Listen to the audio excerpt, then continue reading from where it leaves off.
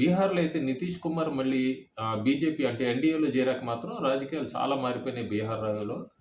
దాదాపు ఆర్‌జేడీ నుంచి ఆయన తెగదెంపులు చేసుకున్నారు. ఎన్‌డీఏలోకొచ్చారు. అట్లాగే ఒక 6గురు సభ్యులు కూడా మెంబర్స్ కూడా బీజేపీలో చేరారు. ఇవంతా కూడా లోక్‌సభలో ఎట్లా ఇంపాక్ట్ చూపించబోతుంది అన్నది సీఎన్ఎన్ న్యూస్ 18 లేటెస్ట్‌గా మెగా ఒపీనియన్ పోల్‌తో ఒక సర్వే ఒకటి విడుదల చేసింది.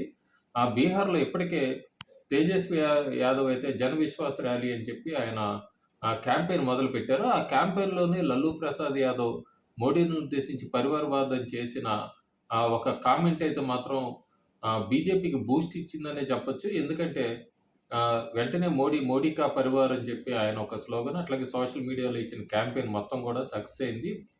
లల్లూ ప్రసాద్ యాదవ్‌కైతే బూమరంగ్ అయిందనే చెప్పొచ్చు. ఆయన పరివారవాదం తీసుకొచ్చింది. ప్రస్తుతానికి సీఎన్ఎన్ న్యూస్ 18 ప్రకారం కూడా బీహార్‌లో ఎన్‌డీఏ దాదాపు స్వీప్ చేస్తుందని చెప్తుంది ఆ సర్వే. 40 స్థానాలున్నాయి. 40 స్థానాల్లో ఎన్‌డీఏ ఫిబ్రవరి 12 నుంచి మార్చి 1 దాకా చేసిన సర్వే ప్రకారం 38 స్థానాలు గెలుచుకుంటుందని ఇండియా 2 స్థానాలు గెలుచుకుంటుందని చెప్తున్నారు. ఎన్‌డీఏకి 58% ఓట్ షేరు, ఇండియాకి 28% ఓట్ షేరు, ఇండియా ఎలియన్స్‌కి, అదర్స్‌కి 14% ఓట్ షేర్ వస్తుందని చెప్తున్నారు. ఇప్పటికే హెచ్ఏఎంతో కూడా ఎలియన్స్‌లో ఉంది బీహారు.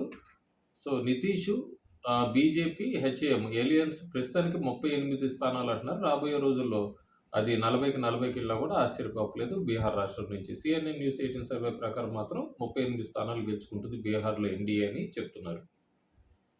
Thank you.